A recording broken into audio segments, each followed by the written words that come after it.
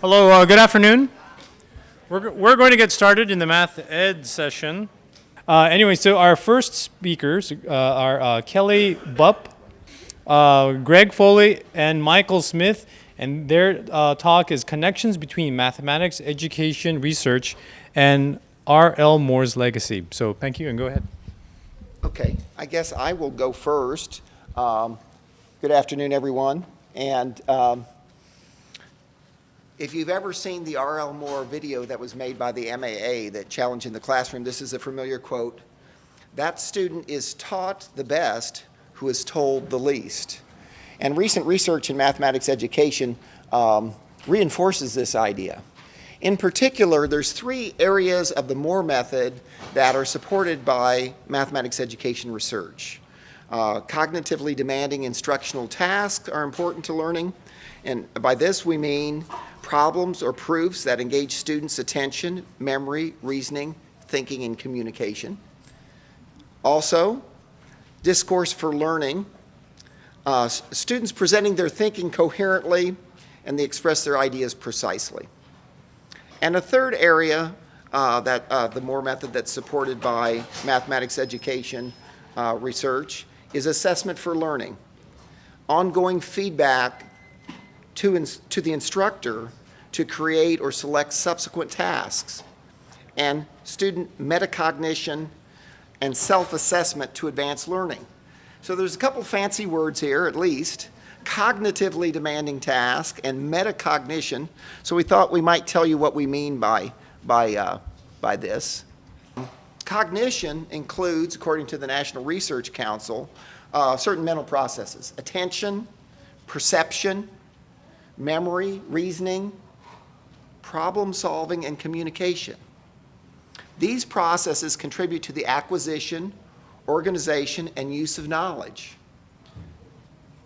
Or in other words, students must engage in tasks that make them think for deep, lasting learning to take place. So this, of course, is consistent with what you've been hearing earlier this afternoon. And so now I'm going to turn it over to Mike to talk a little bit about the idea of cognitively demanding tasks. All right.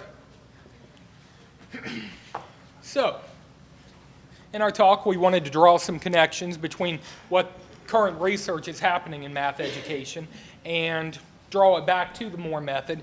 This book is used in many teacher professional developments. It's developed out of the University of Pittsburgh, and they've come up with this idea called the Mathematical Tasks Framework. And in this framework, they have four categories. We have high-level tasks, doing mathematics, which is whenever you have a problem or a task that does not have a prescribed procedure. It takes some investigation. But the big key when you're doing mathematics is the student also must understand why they're doing what they're doing. They have to explain themselves. That's the big difference between doing mathematics and procedures with connections. Because in connections, the student is still doing high-level mathematics. It's just they might not have to explain as much about their own understanding once they get to the solution, as long as they're connecting it to some other mathematical ideas that they've had before. That would be an example of procedures with connections.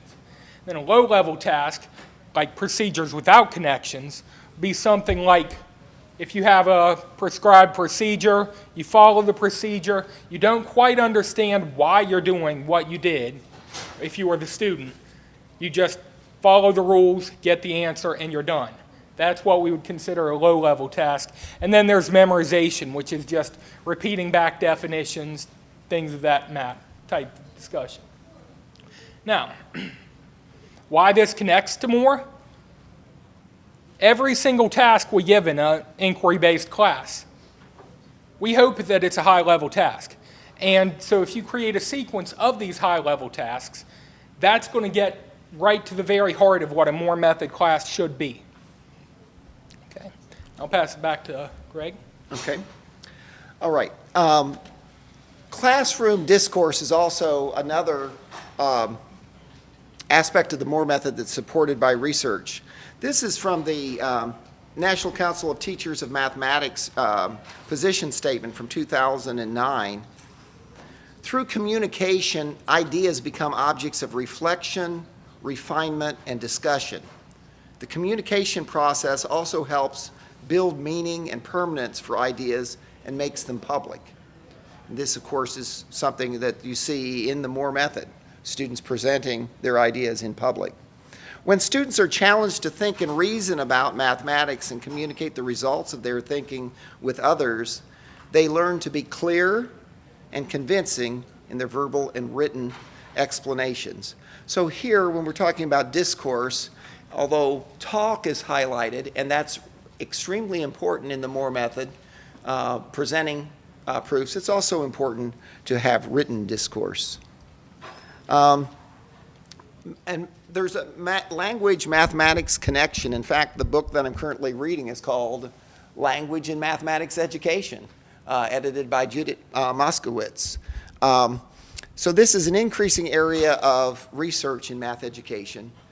And mathematics not only uses English or Spanish or Chinese, the natural language, but also uses other symbol systems. Symbols for algebraic expressions, matrices, integrals, whatever area of mathematics you might be using. And teaching mathematics well requires a profound knowledge of mathematics, its complex language, and the capacity to orchestrate mathematical discourse. So one of the keys to success in the Moore method is being able to engage students in discourse. And although sometimes Moore method teachers are accused of not doing anything, in fact, it requires a lot on the part of the teacher or instructor to orchestrate discourse effectively. And this public problem solving and presentation of proof, these develop student capacity and competence, and these are, again, key aspects of the Moore method. And now we're going to turn over to Kelly to talk about assessment for learning. So assessment for learning may be a slightly different kind of assessment than what most people think about in terms of assessment. So assessment for learning, the goal of this is really to advance student learning. This is often also referred to as formative assessment, so you might be familiar with that terminology. And so this is informal and ongoing assessment. And again, the key is not for evaluation, it's really to help progress the learning. And what makes it effective is that it informs both the students and the instructors of students' current understandings and their learning needs. So the instructor then can adjust their instruction to help meet the students' learning needs, and the students themselves can learn to think about their own learning needs and their own understandings and learn to assess themselves. So in assessment for learning, then, the role of the instructor is to make sure that the instruction is actually focused on meeting these learning needs. So instead of having some preset, prescribed instruction, you really have to pay attention to what your students need and focus the instruction on that. And so relating back to what we've been talking about already with cognitively demanding tasks and classroom discourse, the assessment information then can be used by the instructor to select the next best task to help advance student learning, or ask the students the next best question to promote the discourse. The role of the students then is that they're taking responsibility for their learning. So again, they're using the assessment themselves to make sure they know where they are in their understanding and to move forward. So they're monitoring their own learning, and they're also able then to inform the instructor of their learning as they're assessing themselves. And so then assessment learning is exemplified in the Moore method in multiple ways. So student presentations are often a big part of the Moore method teaching, and these can serve as ongoing assessments for learning. So the students themselves during the presentation can see what went well, what didn't go so well, and the instructors then can see where the students are based on their presentations. Again, the students are responsible for their learning, so the focus is on the students, not on the instructors. The students in many classes get to choose which task they want to present. And so you can also get an idea of what the students are confident in, what they feel comfortable on based on what they choose to present in class. And so then the instructors also can provide the students with timely tasks based on what they've struggled with in the past or what they've been successful with. All right. Thanks, Kelly. All right. As one of the members of the editorial panel of the mathematics teacher, I'd like to call your attention to the fact that the 2014 focus issue of the mathematics teacher is what makes ideas stick. And one of the things is these methods we've talked about: cognitively demanding tasks, classroom discourse, and assessment for learning. So as teachers of the Moore method, I invite you to submit articles to this focus issue. It's the 2014 focus issue. The deadline for submissions is next May. So you've got a year to work on your submission.